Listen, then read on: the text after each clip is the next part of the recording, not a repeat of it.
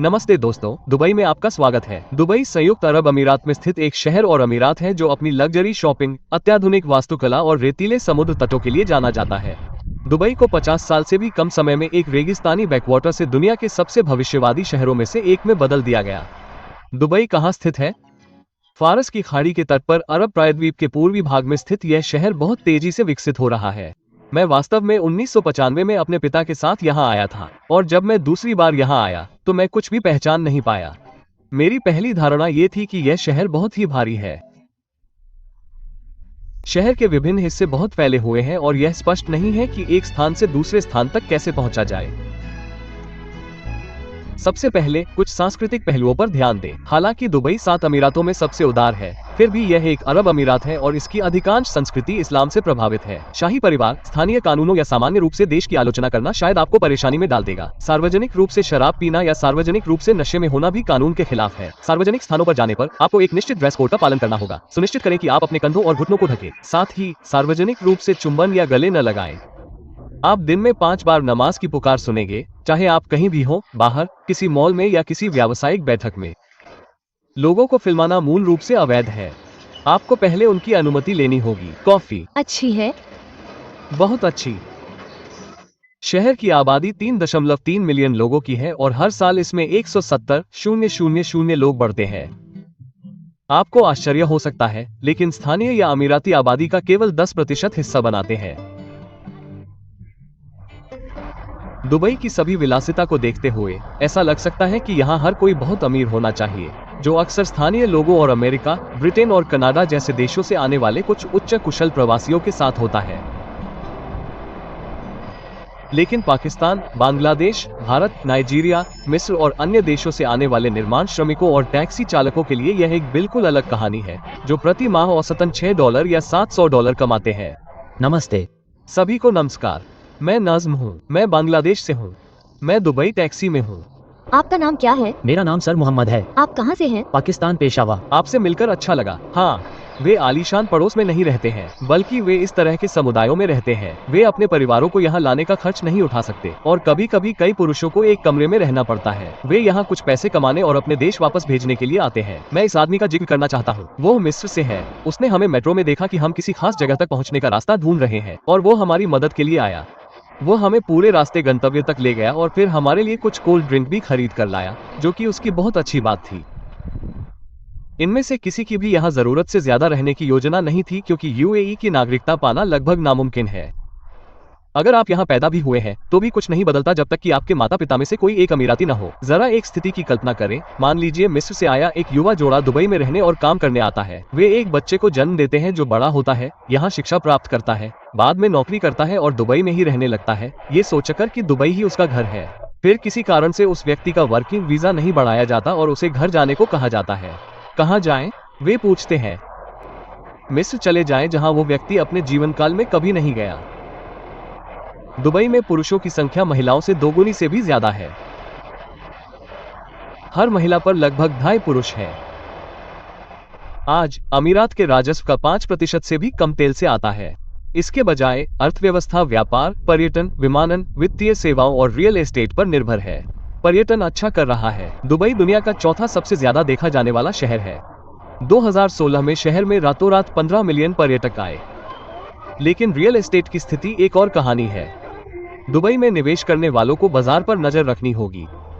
कुछ साल पहले दुबई पहले ही एक कठिन परिस्थिति में था, जब उसे अपने तेल समृद्ध पड़ोसी अबू धाबी से $20 बिलियन की बेलआउट की जरूरत थी, ताकि संपत्ति की कीमतों में गिरावट के कारण ऋण संकट से बच सके। 2014 के बाद से आवासीय संपत्ति की कीमतों में 15% से अधिक की गिरावट आई है और अभी भी गिरावट जारी है। आवास बाजार में आपूर्ति अधिक है और सभी चालू परियोजनाओं को देखते हुए मुझे लगता है कि यह कुछ समय के लिए ऐसा ही रह सकता है। साथ ही वे उम्मीद कर रहे हैं कि 2027 तक शहर की आबादी दोगुनी हो जाएगी। हर कोई एक्सपो 2020 पर दांव लगा रहा है, जिसके लिए दुबई बुनियादी ढांचे पर $8 बिलियन खर्च करने को तैयार है। दुबई हमेशा से व्यापार चलाने के लिए एक आकर्षक जगह रही है, एक और कारण से शून्य कर। लेकिन 2018 में सरकार ने 5% की दर से मूल्य वर्धित कर वैट लागू किया। बहुत बुरा नहीं है, लेकिन यह अब शून्य नहीं है। दुबई रेगिस्तान में है और यहाँ बहुत गर्मी होती है। गर्मियों में यहाँ का तापमान 50 डिग्री सेल्सियस या 122 डिग्री फ़ारेनहाइट तक पहुँच जाता है और यहाँ साल भर धूप खिली रहती है। यहाँ का तापमान फीनिक्स, एरिज़ोना से भी ज्यादा है, तो आप समझ ही गए होंगे। ये रेगिस्तान में है, इसलिए यहाँ पानी की सप्लाई एक बड़ी चुनौती है। दुबई में पीने के पानी का लगभग 99% हिस्सा डिसैलिनेशन प्लांट से आता है। जरा सोचिए कि शहर को चलाने के लिए हर दिन कितने क्यूबिक मीटर पानी की जरूरत होती है। दुनिया के इस हिस्से में आप जानते हैं कि एक शहर तब अमीर होता है जब उसके पास बहुत सारे हरे भरे पार्क और बगीचे और ताड़ के पेड़ हो। दुबई रेगिस्तान में स्थित है, इसलिए इसे हरा भरा और अच्छा बनाए रखने के लिए बहुत सारे पानी की जरूरत होती है। हर जगह आपको पानी की व्यवस्था और नल दिखेंगे। इन फूलों को देखिए, हर जगह नल लगे हुए हैं। अब जब बाहर का तापमान 50 डिग्री हो तो आप बहुत ज्यादा फर और ऊन नहीं रख सकते। मेरा मतलब है आपको इसे छोटा रखना होगा, है ना? दुबई पैदल चलने लायक नहीं है, इसलिए आपको घूमने के लिए सार्वजनिक परिवहन पर निर्भर रहना होगा, लेकिन अधिकांश लोग टैक्सी का उपयोग करना पसंद करते हैं। दुबई ऐसी चीजों से भरा हुआ है जो दुनिया में सबसे बड़ी या सबसे शानदार है। यहाँ कुछ भी असंभव नहीं है। बुर्ज खलीफा दुनिया की सबसे ऊंची इमारत है। यह 830 मीटर ऊंचा टावर है जो गगनचुंबी इमारतों से भरे क्षितिज पर हावी है। वैसे अरबी में बुर्ज का मतलब एक इमारत होता है। हालांकि इसमें कोई शक नहीं कि यह एक सच्ची कृति है, लेकिन पर्यटकों के लिए यह थोड़ी अधिक प्रशंसित जगह हो सकती है। क्या आप वाकई शहर को ऊपर से देखने के लिए लाइन में 2 या 3 घंटे बर्बाद करना चाहते हैं? मैंने यह विचार इसलिए टाल दिया क्योंकि आप बाहर से इमारत को मुफ्त में निहार सकते हैं। लेकिन क्या आप जानते हैं कि वे पहले से ही एक और ऊंची इमारत बना रहे हैं? इसे दुबई क्रीक टावर कहा जाता है और यह बुर्ज खलीफा से कम 100 मीटर ऊंची होगी। दुबई में दुनिया का सबसे बड़ा फूलों का बगीचा है, दुबई मिरेकल गार्डन। इस बगीचे में कुल 45 मिलियन फूल हैं। इस खूबसूरत इलाके में आकर और शहर की भागदौड़ से कुछ समय निकालकर अच्छा लगा। हम दुबई के खूबसूरत मिरेकल गार्डन में हैं और ऐसा लगता है कि यहाँ वो सब कुछ है जिसकी उन्हें कमी खलती है। इतनी हरियाली और तरह तरह के फूल, क्योंकि दुबई मूल रूप से एक रेगिस्तान है और यहाँ आकर आपको ऐसा लगता है जैसे आप थाईलैंड में हैं और यह वाकई एक शानदार जगह है और अगर आप दुबई में हैं तो आपको यहाँ जरूर आना चाहिए। गर्मियों के महीनों में ये बगीचा किसी स्पष्ट कारण से बंद रहता है। यहाँ बहुत गर्मी होती है। इसके लिए माफी चाहता हूँ। दोस्त, माफ करें, मैं उस बच्चे को नहीं देख पाया। दुनिया में सबसे अच्छी सड़कें कहाँ हैं? लगातार 5 सालों से अमीरात वैश्विक अर्थव्यवस्था के हिसाब से सड़कों की गुणवत्ता के मामले में नंबर 1 रहा है। और हाँ, अगर आपके पास सुपर रोड है तो आपको कुछ सुपर कार भी चाहिए, है ना?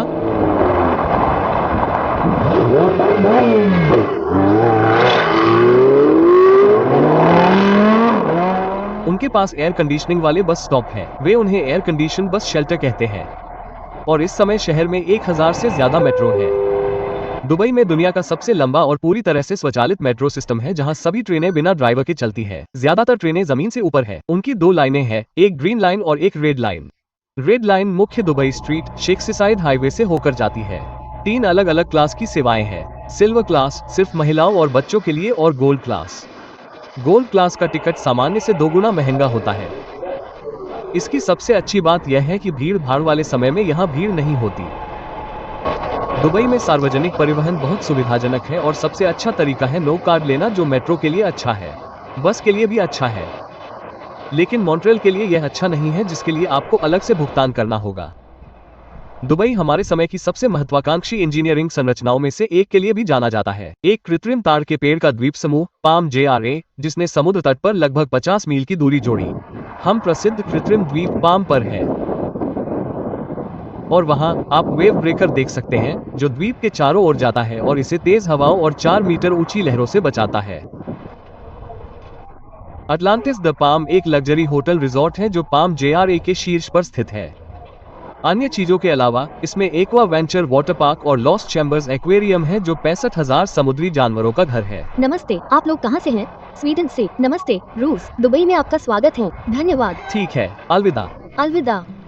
रास्ते में एक और अटलांटिस है। यह $1.4 बिलियन का रॉयल अटलांटिस है, जिसके 2020 में खुलने की उम्मीद है। आप मॉन्ट्रियल में पाम द्वीप की यात्रा कर सकते हैं, जो अपने आप में एक मनोरंजन है। दुबई में परिवहन के कई साधन हैं और उनमें से एक मॉन्ट्रियल है। टिकट बहुत महंगा है। एक तरफ का किराया $5.5 है। तो आइए देखें कि अंदर कैसा है।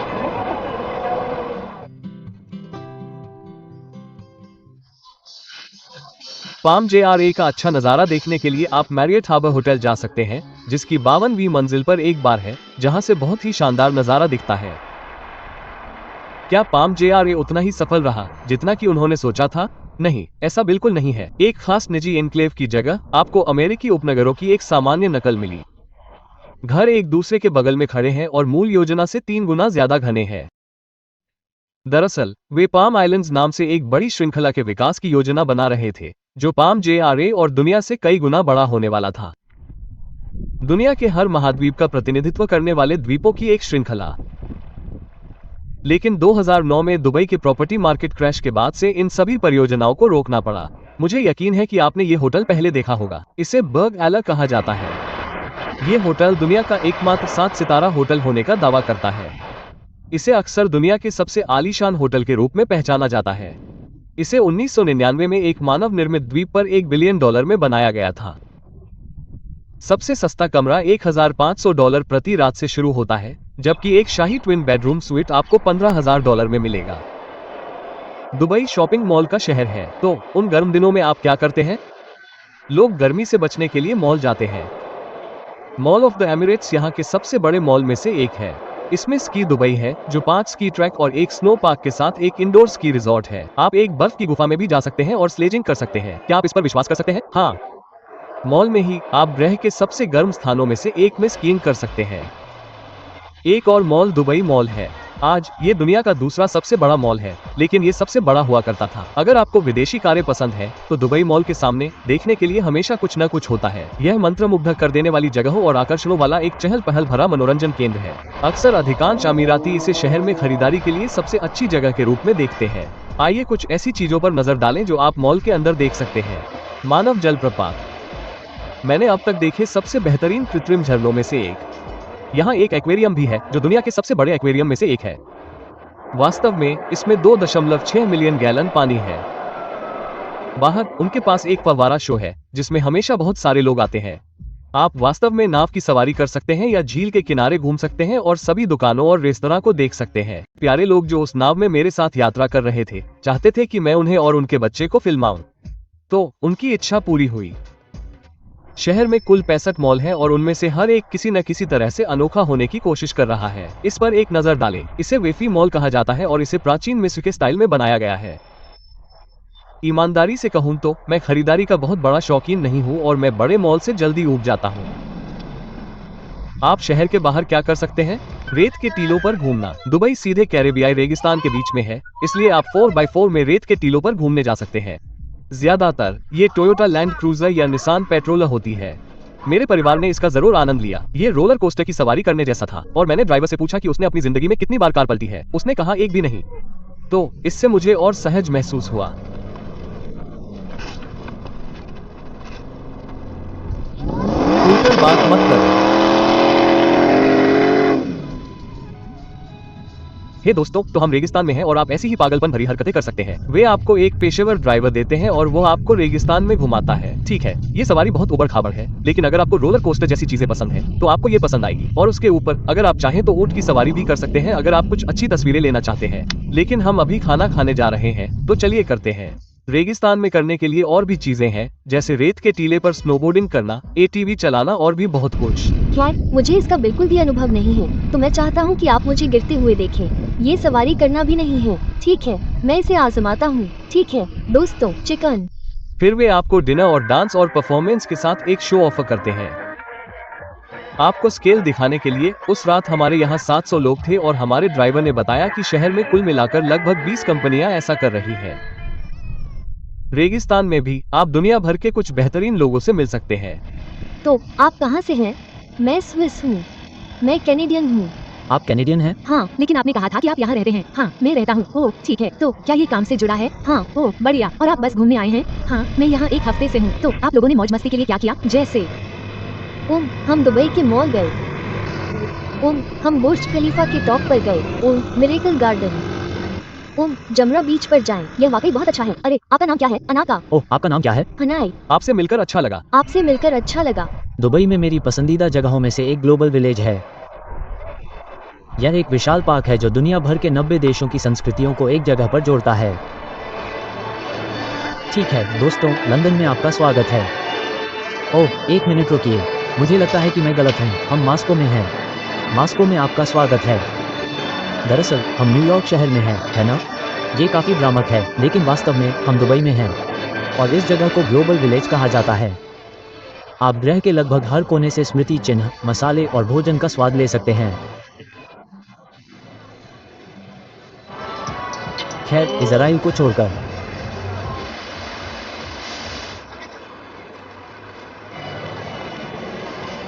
उनके पास थाईलैंड के मंदिर, बीजिंग का निषिद्ध शहर, एफिल टावर और बहुत कुछ है।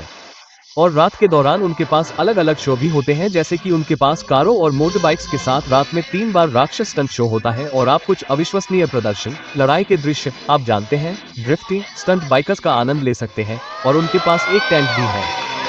कमाल है। जो लोग मनोरंजन पार्क पसंद करते हैं वे वास्तव में दुबई का आनंद लेंगे, क्योंकि यहाँ थीम पार्क और वाटर पार्क जैसे लेगोलैंड, बॉलीवुड और मोशन गेट और अन्य का एक समूह है। परिणामस्वरूप नौकरी बढ़ाने वाला। आइए शहर के कुछ अलग हिस्सों पर नजर डालते हैं। DRA दुबई का पुराना वित्तीय जिला है। ये दुबई क्रीक के पूर्वी किनारे पर स्थित है। एक समय पर इसने शहर के आर्थिक विकास में महत्वपूर्ण भूमिका निभाई थी।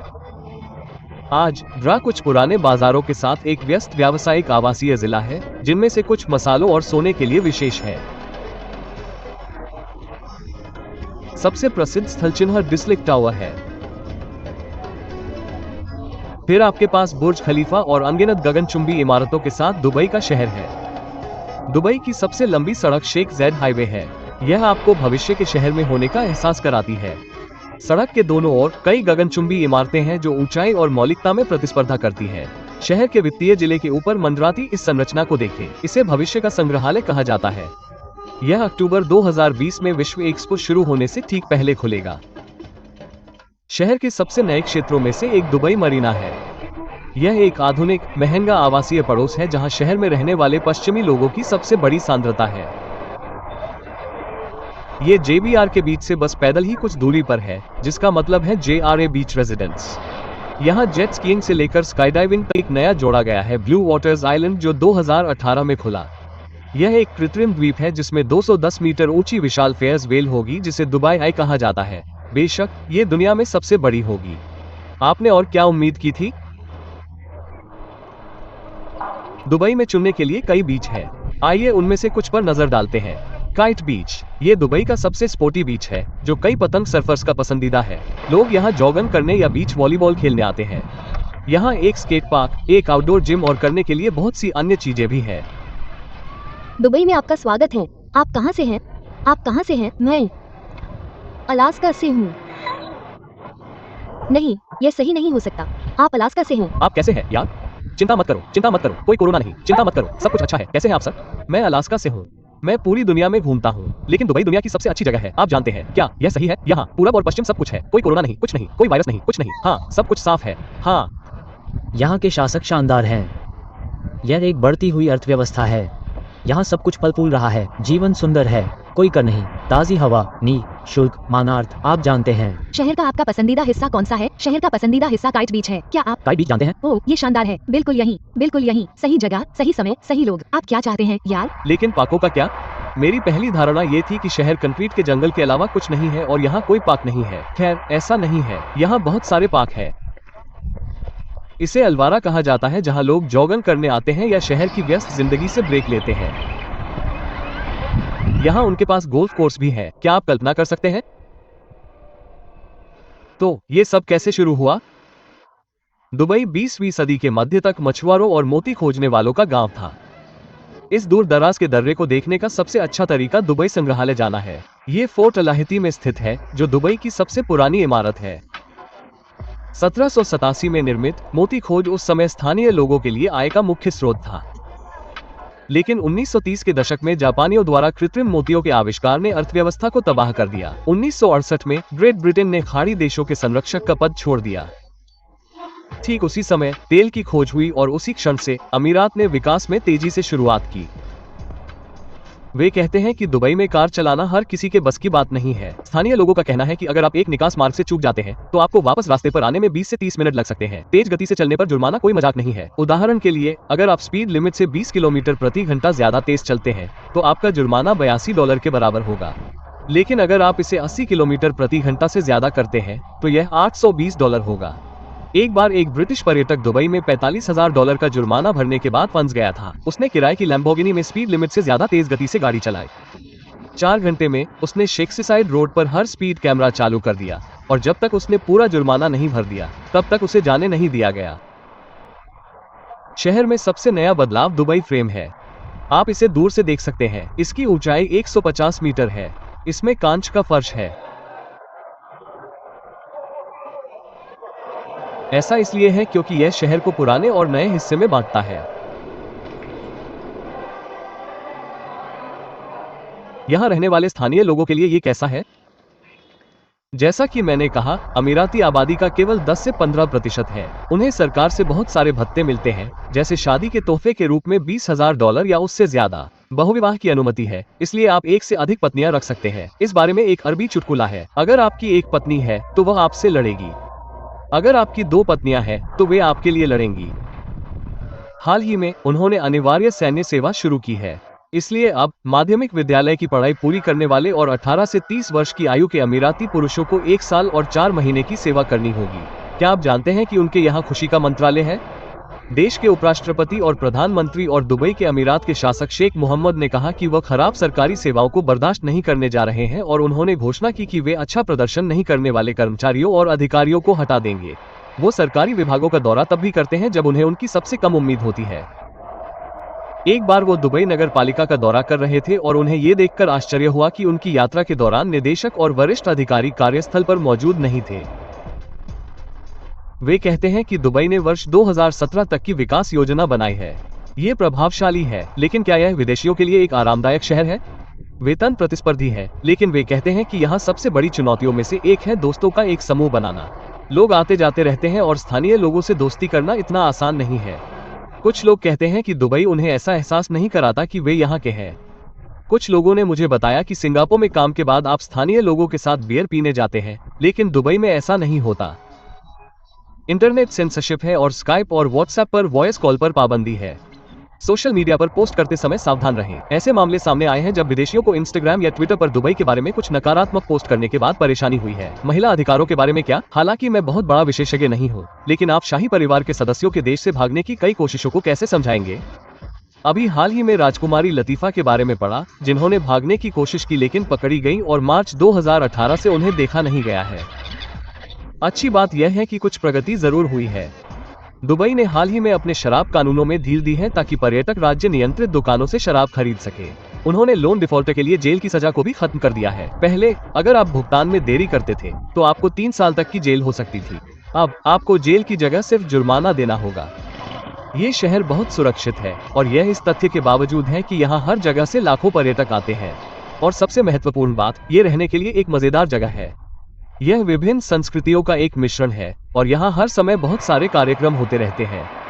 मेरे लिए दुबई ग्रह पर मनोरंजन पार्क की तरह है, जहाँ सबसे साहसी विचारों को लागू किया जाता है। उनमें से कुछ सफल होते हैं और कुछ विफल हो जाते हैं, लेकिन हर कोई यहाँ आना चाहता है और इसे स्वयं देखना चाहता है। और आप दुबई के आगे बढ़ने के दृढ़ संकल्प की प्रशंसा किए बिना नहीं रह सकते। और मैं इस वीडियो को शेख मोहम्मद के एक उदाहरण के साथ समाप्त करना चाहता हूँ। उत्कृष्टता की दौड़ की कोई अंतिम रेखा नहीं है। मैं चाहता हूँ कि दुबई क्षेत्र में ही नहीं बल्कि दुनिया में नंबर 1 हो, हर चीज में नंबर 1। उच्च शिक्षा, स्वास्थ्य और आवास। मैं अपने लोगों को जीवन जीने का सबसे बेहतरीन तरीका देना चाहता हूँ। ठीक है दोस्तों, देखने के लिए धन्यवाद।